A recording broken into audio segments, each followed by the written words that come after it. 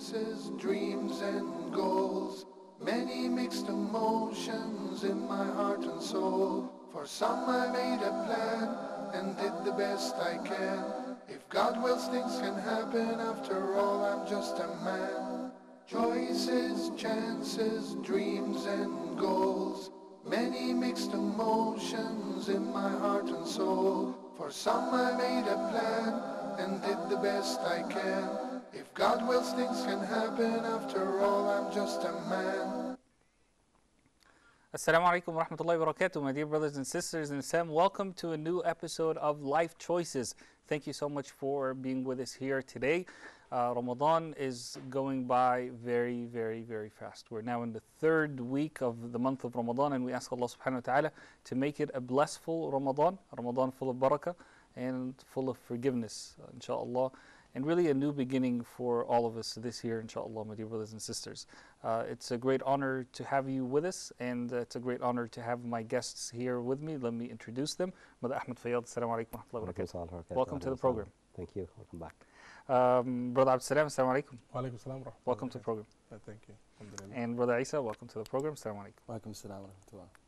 My dear brothers and sisters, in this episode, inshallah, we are talking about how to manage our time during the month of Ramadan, and really how to use whatever days that are left, or we can say hours, or even seconds that are left of Ramadan, because there's not a lot left, to utilize them in the best way, so that we are able, inshallah, to have a lot of benefit this Ramadan, inshallah. So, Brother Ahmed, let me begin with you and ask you, why is time management important in Ramadan? Why can't we just go with the flow, and just like wake up one day at a certain time, and another day if we're too tired, wake up at another time, and then I'll try to read some Quran here or there, maybe do some dhikr here, but I don't need to really manage my time or plan things out using like a stopwatch or a clock or a written schedule or something like that.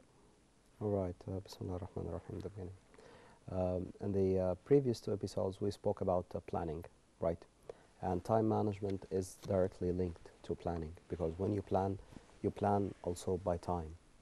If I am going to read Quran just before Fajr, an hour before Fajr, it has to be an hour. So in order to produce more and be more productive Muslim, you have to manage your time. This is a key success factor, because if you didn't manage your time, you will be in loss. You cannot let the flow goes. It all with planning, and planning comes well with time management. You have to cut the wastes. So in the previous episode, you were speaking of we kill time in Ramadan, right? We have 30 minutes to iftar, an hour to iftar. We have to use this time. When you live 30 minutes here and an hour there, how many hours we have in the whole day? And it goes very, very fast. Not the 24 hours we used to get. The pass, it's like a bullet. It's very fast, so you have to make best of it. I used to have a friends telling me, so Ahmed, the last hour before iftar, the best thing to kill it is to play with the PlayStation. And he came to me once with the whole device and choice, etc. Ahmed, we'll try it, and you will find the last hour before iftar, it flies. You will not believe it. At this time, this was around maybe 10 years ago. I said, okay, Muhammad, fine, let's go with it. And it killed. But later on, when I started to read more about time, productivity, Islam, etc., I found that this is very destructive, because this hour should be invested. Time is money. And here in Ramadan, it's not money.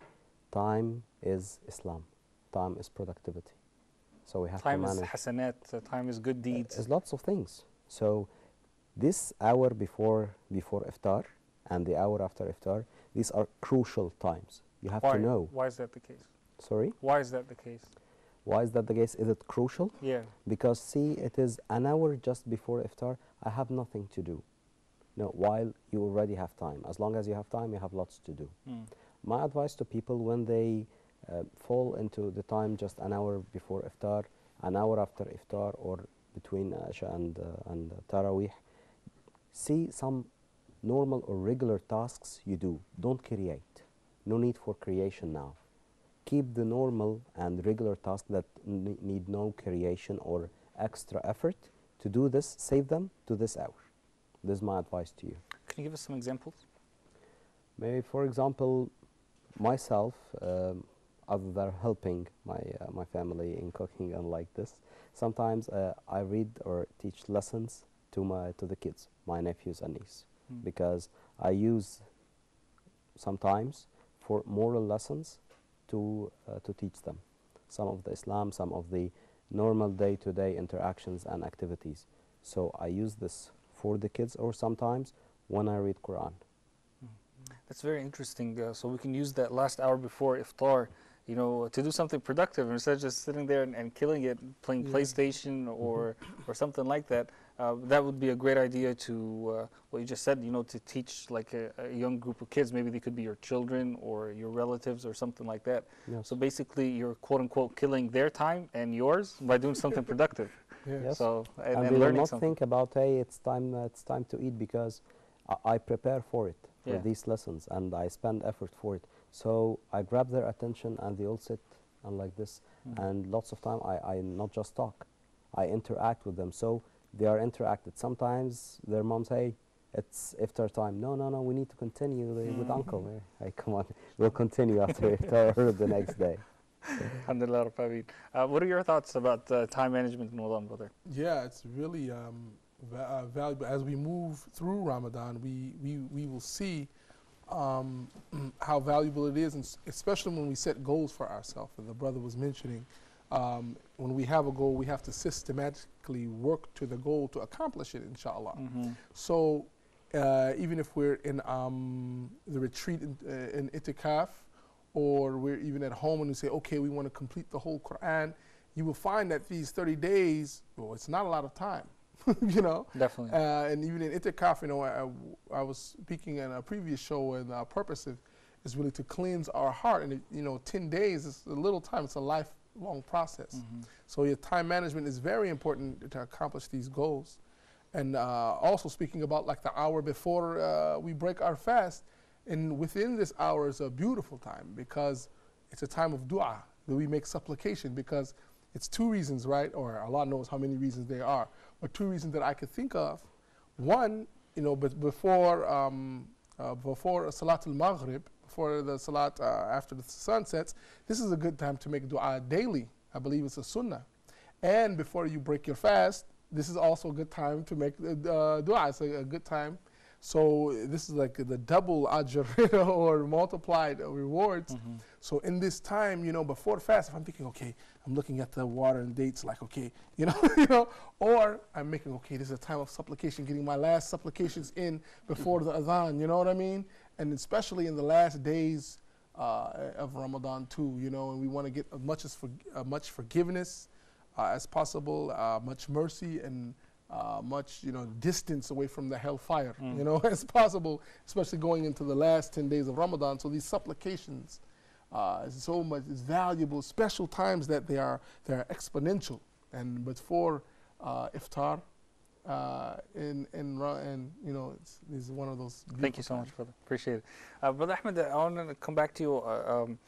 There's a misconception, really, or we can say a myth, or maybe it's true, I'm not sure, that really when you manage your time, whether it's in Ramadan or outside of Ramadan, you basically don't have time just for yourself to chill, you know, just to relax. And even if you do, then it's planned. And that's not a lot of fun. You know, why live like that? Why don't you just like live your life, you know, to the fullest, like they say, like it is. And, you know, if I accomplish this today, then okay. If not, then I'll do it tomorrow. All right. This comes to remind me of two situations, Osama. One of them, I was following a doctor in a university in UK called Dr. Abdul Hakim, and he became already Muslim. MashaAllah. Dr. Abdul Hakim said, if a life without a methodology and planning, it will be a total failure. An individual will be lost. So it has to be planned. When you let yourself go with the flow, you let yourself vulnerable to risks, to after Ramadan, to shaitan, to your negative thoughts, etc. So it has to be planned. And this is part of the challenges. Sometimes, yes, you need to get free of constraints and free of tides, fine, and need to chill out and relax. According to my personal experience in this, because in a certain time and when I started to really get close to God, I noticed that my best part is after Fajr prayer. And I had a friend of mine, he used to go for every week for doing a certain type of massage, sports, etc. And he advised me to do this. And I did it before, and it is magnificent, fine. But the best I felt before, after Fajr prayer. I go to the mosque and I pray Fajr. On my way back from the mosque to home, I feel something strange physically, as I did a miracle to my body. So I really chill out on this. And during a short time, and already it gave me the power for more productivity. So I managed my time, I reduced my time waste, and I became more productive. Because if I spend more than an hour and doing some sports and massage for chill out, I do it just in 5 to 10 minutes in my back home from mosque to my home after Fajr prayer and after each salah. But Fajr, it was the most recognizable. Jazakallah khair. Barakallah feek. Thank you. Brother Isa, is there, in your opinion, a relationship between a lot of free time and falling in the traps of shaitan? Absolutely. I mean, I would definitely say one of the things that really helped me out to just in general, stay on track is always keep myself busy. You know, find something that you're passionate about, right? I mean, and this is from like an Islamic, standpoint. I mean, I find a lot of, for example, reverts, they have that passion, that ambition to do da'wah, for example. Definitely. Right? Yeah. I mean, whatever it is that you're passionate about, that you love to do, keep yourself busy, when you have that free time. Because it's when you have your free time, you're isolated, you're alone, you're feeling bored, you get an idea to do something, and that's when the shaitan kicks in. That's when you're the most vulnerable, I mean, so it's a matter of being around, good brothers, good companies, being in good company, and really doing something. So and another, like, the next step basically after, doing da'wah, you have like new Muslims. Yeah. Right? And so many times, especially during Ramadan, these new Muslims get neglected.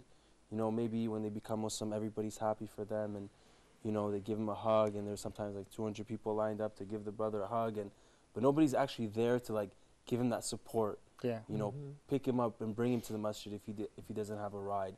See how he's doing. Invite him for iftar.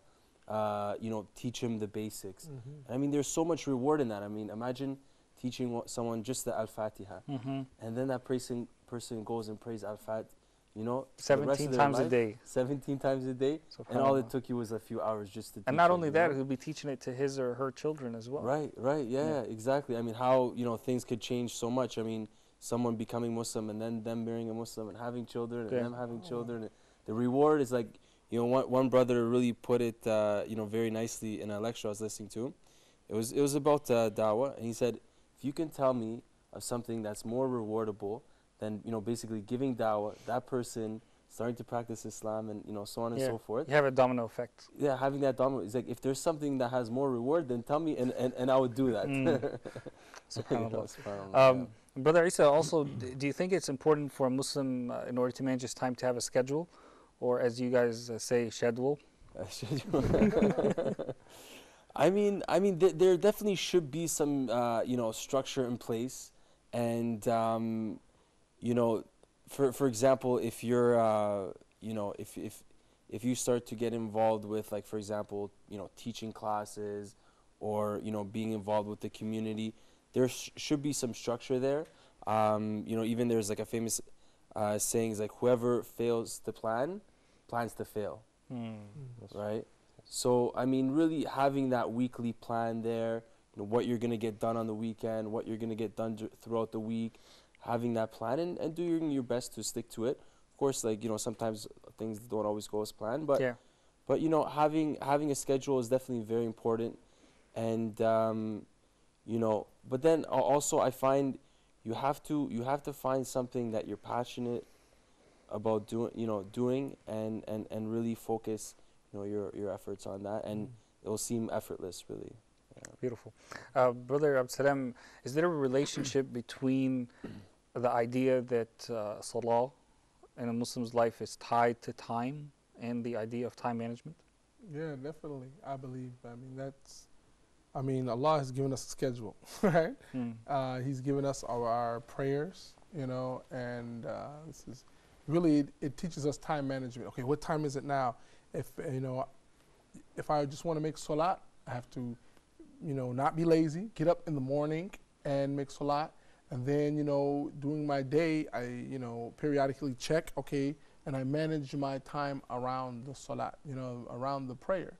So definitely it's a time management lesson. In itself, right? Yeah, It's practical too. a very practical time management lesson. And it's a lot of barakah in it too, right? We know. But yeah, I definitely agree.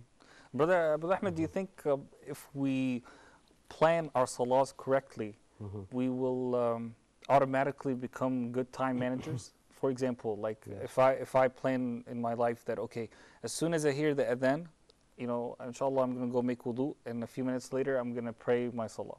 Whether I'm able to do it at the masjid or whether, I'm at work or something or at home or whatever the case may be, according to my situation, this is going to be what I'm going to do for every salah. I'm going to hear the adhan right away, I'm going to go make wudu, and then I'm going to pray. Do you think that in itself provides an atmosphere for a person to become a good time manager in the rest of his life activities? Yes, of course, because time management is also a discipline. This is the soul of time management, the example you have just mentioned. Because when you pray salah at its time, not after, so you feel the huge time between salah and the one after. You feel that there is a lot to do. And when you pray salah at its time, you teach yourself discipline and, by turn, of course, time management. Because time management is a discipline. It comes over time. So you manage it best by 70%, but after a couple of months of practice, you will manage it 90% correct. And it follows, etc. Okay. Excellent. Thank you so much. Also. My dear brothers and sisters, we're going to take a short break, inshallah. When we come back, we have an interesting video for you. And also, we'll continue our discussion about time management during the month of Ramadan. We'll be right back, inshallah.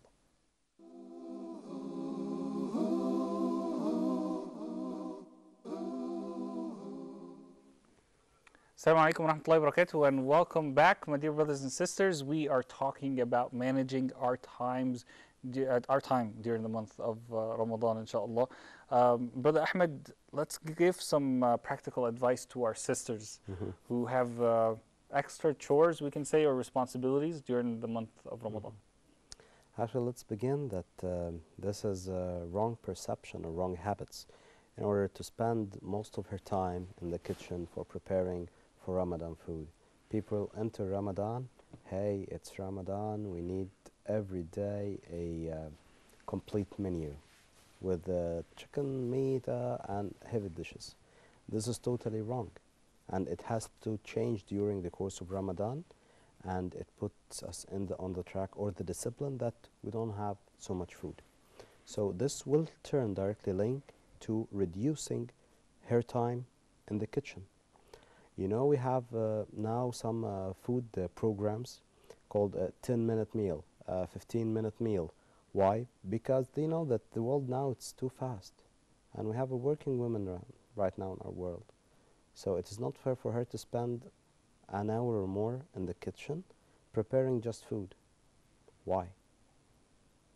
You could reduce your meals and do some healthy food in 15 minutes, 20, 30 minutes max. This is what I advise, because it depends on the type of food you are preparing. You don't have to spend that time. And of course, it will put you and your family in the discipline not eating too much.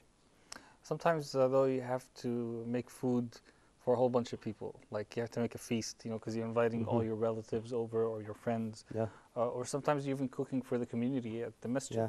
So let's assume that some sisters at least will not be able to follow the advice that you've given. So what advice do you have for them, because they are going to be in the kitchen either way?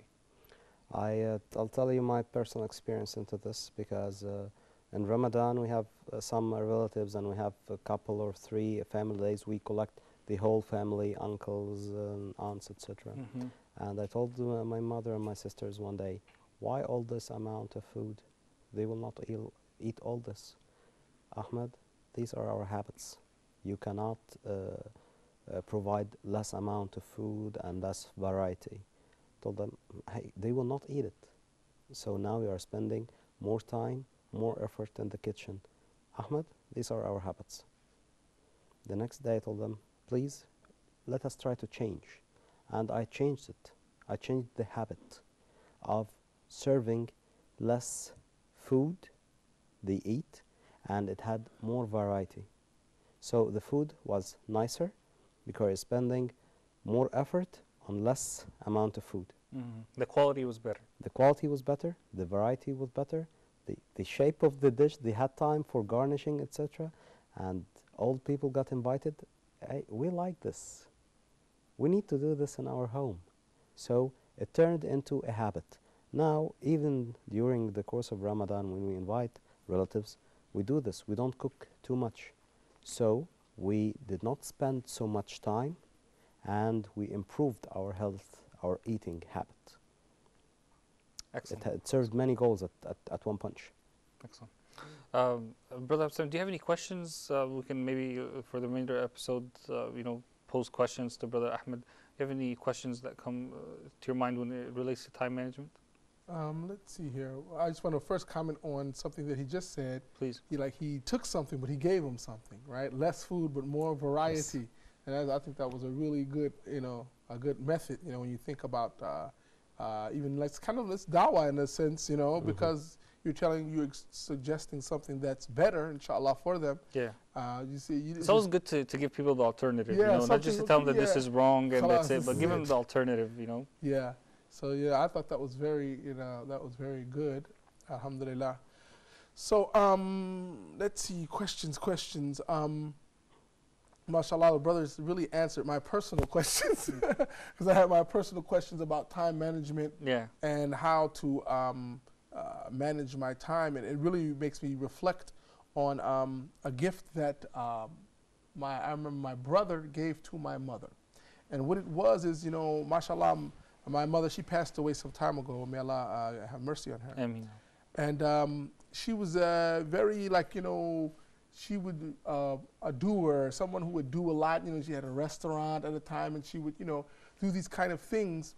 But, as far as time management, she wasn't so organized. She would just get a piece of paper, jot something down. This is what I want to do, or like this. And my mother gave her an organizer, and I remember this was over 20 years ago. It was a day timer, they called it at this time. Okay. And then, mashallah, it had a calendar in it, and a daily calendar, and then the monthly calendar, and then you would take out, it was a monthly thing, and you would take it out, and then you would file it, and you would put a new set of papers in there. And mashallah, I remember she saying, well, this really changed my life. She said, all of the receipts when she would go to the store and buy food, if she wanted to go back to anything, it was just all filed monthly, and it changed her whole habits of doing things in it. This time management system, mashallah. Makes you feel better about yourself. Yeah, I know she felt, I still am not organized as she was at the time. Mashallah, yeah. So I think this is just to reiterate the excellent. The time management thing is beautiful, mashallah. Appreciate it. My dear brothers and sisters, we have a report for you. Let's go ahead and take a look at it, and we'll comment on it when we come back, inshallah.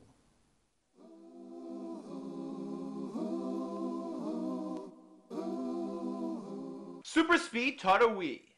Bismillahirrahmanirrahim. Alhamdulillah. Wait. What are you doing? Ramadan's 30 days, brother. We must finish the Quran before 30 days, brother. Again. Okay. Bismillahirrahmanirrahim. Alhamdulillah Rabbil Alameen. You're not going to finish like this. Faster. بسم الله الرحمن الرحيم الحمد لله رب العالمين الرحمن الرحيم مالك يوم الدين إياك نعبد وإياك نستعين اهدنا الصراط المستقيم صراط الذين أنعمت عليهم غير المغضوب عليهم ولا الضالين آمين. Oh, we're gonna make it, brother. We're gonna make it. Everyone wants to finish the Quran by the 27th day. At the same time, if the recitation takes too long, they complain that it's taking too long. So some masjids, they pray Tarawih at super fast speeds. Super speed Tarawih. Okay, alhamdulillah, we finished the Quran. But how much of it reached our hearts? Has impacted our actions? If it just goes through one ear and out the other, then what have we really gained other than saying that, oh, we finished the Quran during Ramadan? SubhanAllah, the companions of the Prophet, they used to take 10 ayahs at a time. They would memorize, learn, and implement them. Today, masjids are competing against who can finish Tarawih faster. It's not like we have the best microphone systems in our masjids. And when you're reciting at 100 miles per hour, it makes it really hard to concentrate, bro.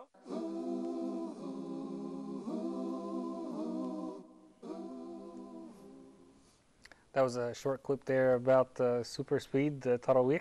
But Isa, your thoughts about the video?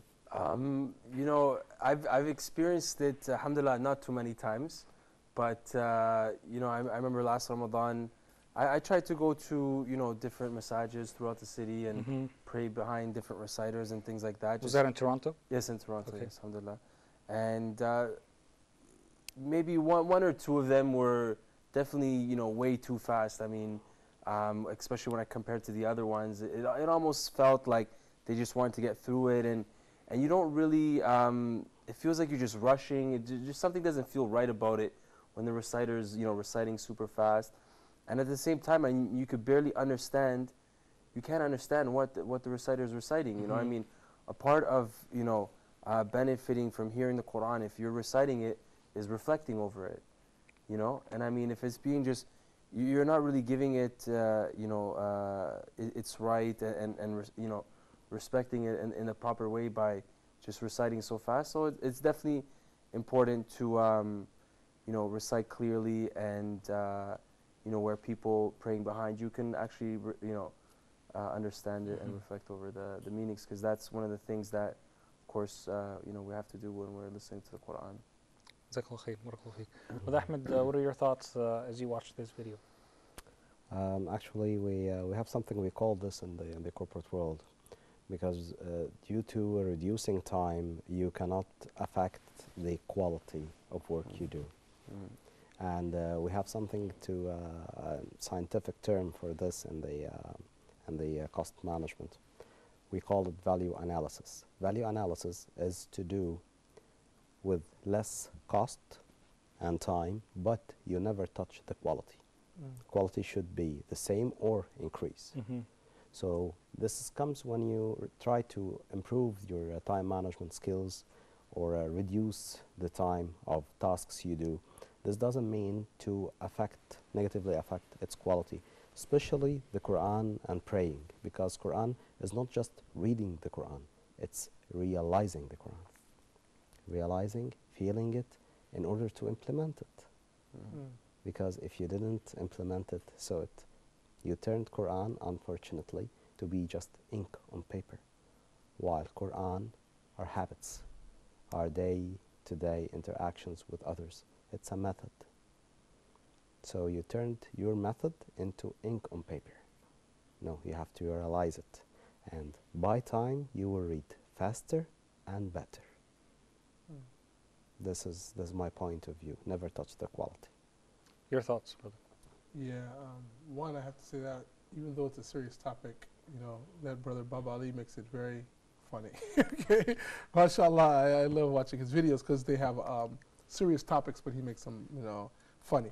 But yes, one thing I love about Egypt, and I really appreciate, is the quality of the reciters here, and the like, I could call it like power Tarawih or something, you know. And I mean, they pray here like all night, and and a lot of times they're not going too fast. They have really good reciters here. When I was in the States, they would bring some of the imams from here and the reciters, they would bring them to the States to different masjids to lead the Tarawih prayer. And then when I came here, mashallah, I really enjoyed it. I mean, like, you know, they wouldn't recite too fast, but the salat would be very long. And it's alhamdulillah, it's good, you know what I mean? And I found that a very beautiful experience. I find when you like the quality, if we compromise the quality of salat, with reading it fast, it's really not cool, and it really takes away the feeling of the salat and reflecting on it. But when you take your time, have sabr, and listen to the Quran being recited in the correct way, mashallah, and if you have a person who's giving it its proper rights, its tajweed, it's really a really beautiful experience. It's something that I really experienced here in Egypt more than any other place, mashallah.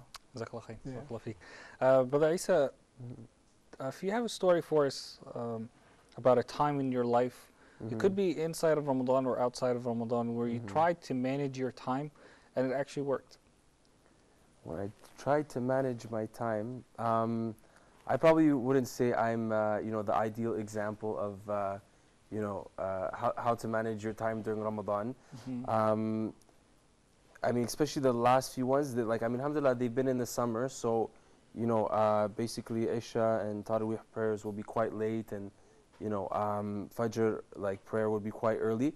So it does make, the night time, managing your time at night, it does become a little bit difficult.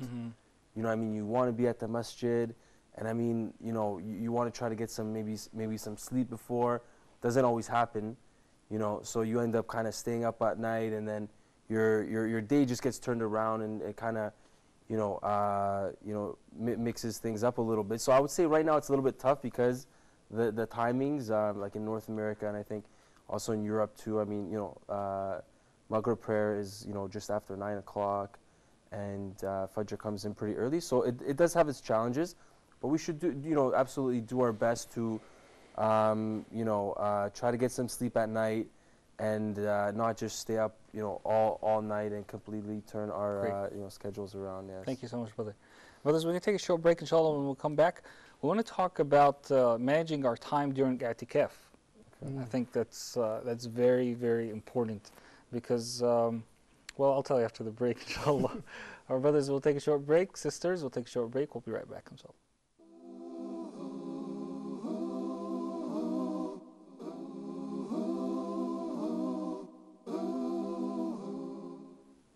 Assalamu alaikum and welcome back, my dear brothers and sisters. Thank you so much for continuing to be with us here on Life Choices. We are talking once again here in this episode, inshallah, about time management during Ramadan. I want to talk to you guys about time management during i'tikaf because right now is the time of the month where a lot of people are doing i'tikaf. And I was in i'tikaf a couple of years ago in a really, really large masjid in one of the Muslim countries, and to be honest, it did not look or feel like i'tikaf at all.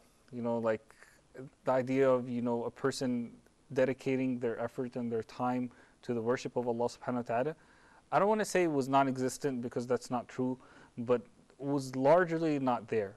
It was more about socializing, talking, and also fights. Like you had different groups, different ideologies and stuff like that inside this huge masjid.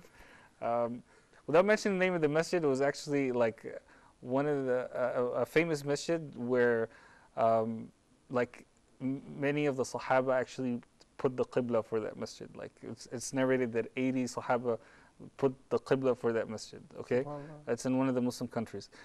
So subhanAllah, to have all these fights in there, like literally fights, like it almost got to the point where it was going to be fist fights. And I think really a big part of that is because people have nothing to do. They feel like, okay, I'm here for 10 days and I'm not doing anything. I'm just sitting here, and I can't get out of the masjid because this is what i'tikaf is all about. So other than going to the bathroom sometimes, and maybe reading Quran sometimes, I don't have anything to do. So therefore, they get in fights, or they get into problems, or ill speech, talking about like different sheikhs, like this guy belongs to this group or this guy belongs to this group and stuff like that. So let me start with you, Brother Ahmed. I wanted to bring kind of like a real life example. What can we do in order to have the best i'tikaf and manage our time during i'tikaf so we can use those precious moments? Sure, the process is the same for i'tikaf or other thing. First, you have to write down with pen and paper what you are going to do tomorrow. You have to do it every night before you sleep. And do it by time. From 8 o'clock till 10 o'clock, I'm going to do 1, 2, 3, 4. This is very effective management tool to your time management the next day. Something else, you have to avoid distractions, because distractions, they shape one of the biggest challenges for you as Muslim.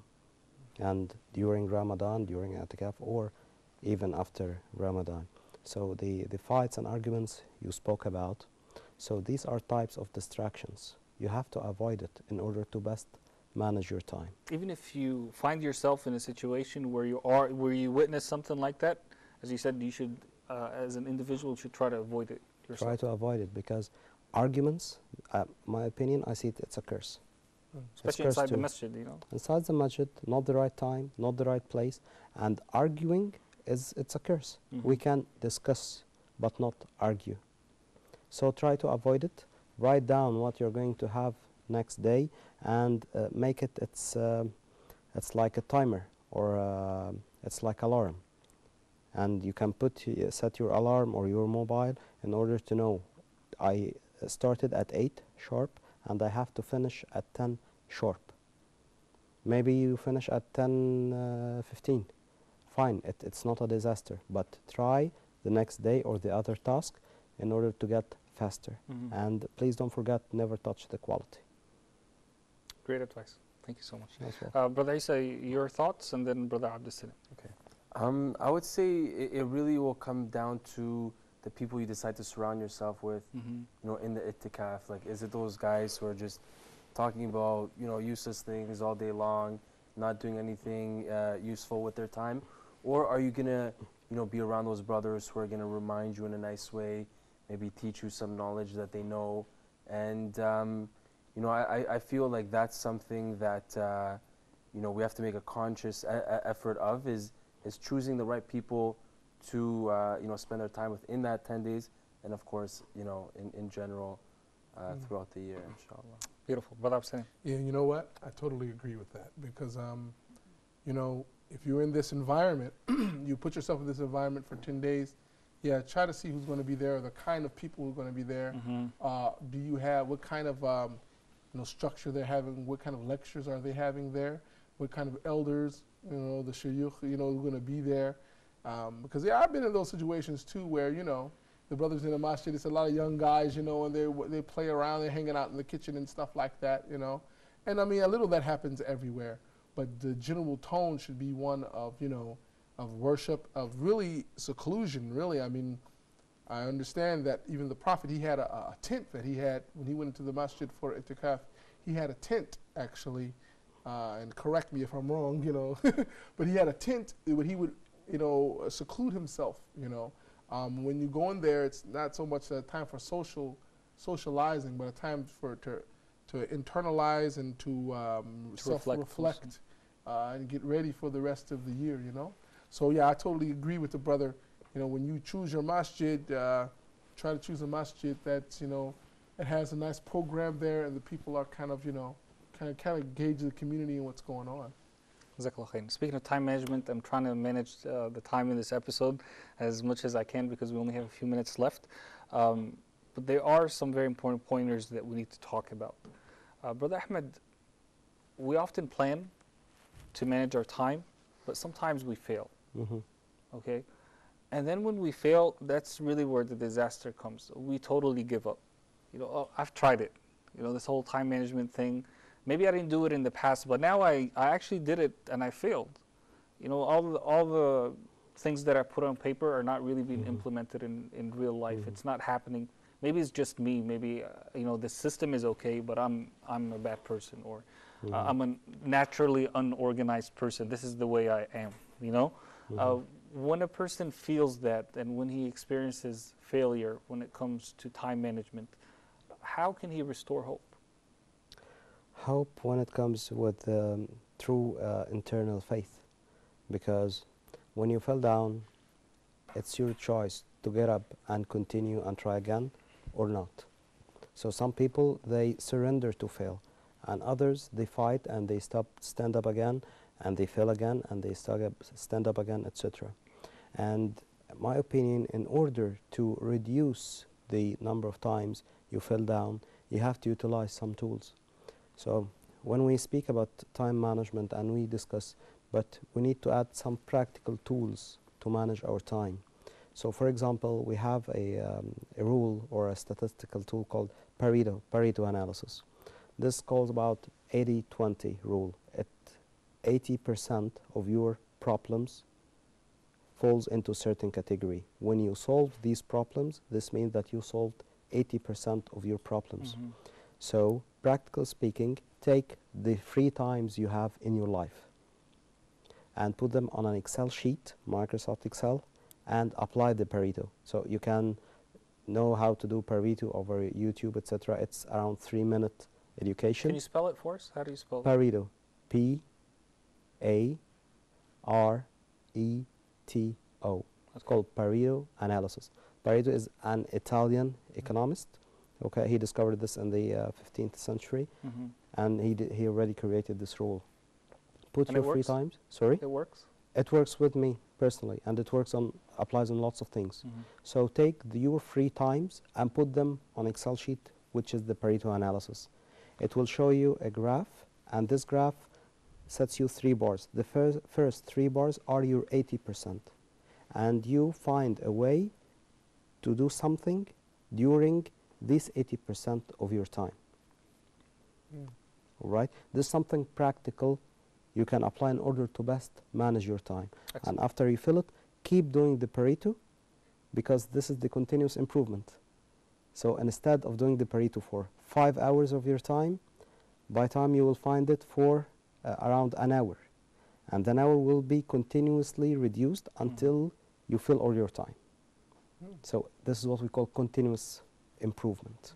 This is a practical tool that you can apply for your time, for your costs, for everything. Excellent. Jazakallah khair. Brother Abdul Salam and Brother Isa and Brother Ahmed, I want to ask you guys all the same question.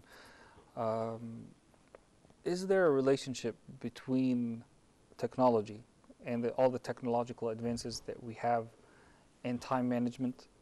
I'm sure we all know about the negative effect of these things. Technology helps a lot of us waste time, but can we look at it from a positive, perspective? Are there ways, or is there a connection between using technologies in some way and trying to, better utilize or use our time, other than going to websites that are named something like "kill your time"? You watch videos to kill your time and stuff like that. Well, I think that they help in the actual practical management of your time. Is I like this calendar that they have that comes with a lot of the Macs, where it's just a regular calendar. You pull it up, and the days you put your your plan in there, and then it gives you little alarms. Yeah, the reminders. Yeah, and it's stuff a simple. like it doesn't give you motivation. Usually, I don't know, somebody might be motivated by this one, but usually it's not a motivational tool, but it's an organizational tool that helps out a lot. So I think, yeah, technology can be used, just like, at first, you can have your paper and your pencil, but you can now, we're going paperless a lot of the time. Definitely. You can use your mobile device. We have all kinds of calendars. Like I was speaking before, about the gift to my mother of this. It was, this big leather binder thing.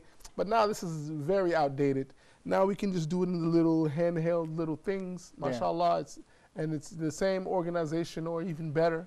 It's not motivation, but it's definitely, it's helpful. Alhamdulillah. Excellent, excellent. Brother Isa.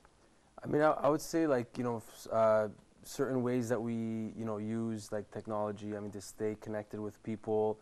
It's great to reconnect with old friends and stay in contact with people that you interact with on a daily basis. But I think it's a matter of using these things within moderation and not overdoing and spending too much time. And maybe you could watch something beneficial on YouTube, but then the next thing you click to is like something that doesn't have so much benefit, and next thing you know, you're up till 4 in the morning just watching YouTube videos. And I'm sure it's happened to many, it's happened to me many times and a lot of people. So just using these things that we have within moderation and So basically, it's like a double-edged sword. right. Right, Yeah, technology. I would agree with We that. can use it either to waste our time or Yes. to manage our time. Your thoughts? Yes, I agree with this because it's all about utilization. How are you going to do this? We all utilize and we use YouTube. So do you use YouTube for beneficial videos like educational, inspirational, etc., or you do it for songs and video clips? So it is how you use it. I see technology is a gift. If we take example the tablets, so you can read Quran over a tablet, you can chat over a tablet, you can play a game over a tablet. Again, you have the tool, you have the technology, which is a gift, but your utilization is your choice. Can I just add to that really quickly? Yeah, please. Yeah, you're right, because nowadays you can go to college on a tablet. Yes? You can get a degree on your cell phone. It's like, it's amazing. You can have an iPhone and you can earn a bachelor's degree, a accredited degree. So like you said, it's how you use it, MashaAllah, it is a gift. Yes. Or it could be a curse. It's our... It depends on your utilization. Yeah, our utilization, MashaAllah, yeah. Excellent. I also think technology helps, makes a lot of things easier. For example, like imagine if we didn't have like a washing machine and a dryer, right? Or at least a washing machine. Not everyone has a dryer, but how difficult would it be for us to wash our clothes? It would take a long time. So using technology helps us, have more free time that we can use to do, I guess, not just chores, but other things in our lives that are beneficial. Yes, because why is it a gift? It saves you time to do something else. So in Ramadan, when you have your tablet, you can read the Quran and enter a website to search for information. You can talk to a friend and give him an advice. You can study a course. You can do this while you are sitting in your bus, you're back home, at your free time, etc. Yeah. So it's a gift and should be utilized well. Inshallah. Ask Allah subhanahu wa ta'ala to make us all manage our time during Ramadan and Inshallah. after Ramadan as best as we can, inshallah. Thank you so much, brothers, for being with us. Brother Abdul Salam, thank you so much for being with us. Brother Ahmed Fayad, thank you so much for being with us. And Brother Isa, thank you so much for being with us. Barakallahu feek. My dear brothers and sisters, Jazakumullahu khairan, Barakallahu feekum. We'll see you again next episode, our final episode of Life Choices next week, inshallah. Until then, Assalamu alaikum wa rahmatullahi wa barakatuh. Choices, chances, dreams and goals, many mixed emotions in my heart and soul. For some I made a plan and did the best I can. If God wills, things can happen. After all, I'm just a man. Choices, chances, dreams and goals, many mixed emotions in my heart and soul. For some I made a plan and did the best I can. If God wills, things can happen. After all, I'm just a man.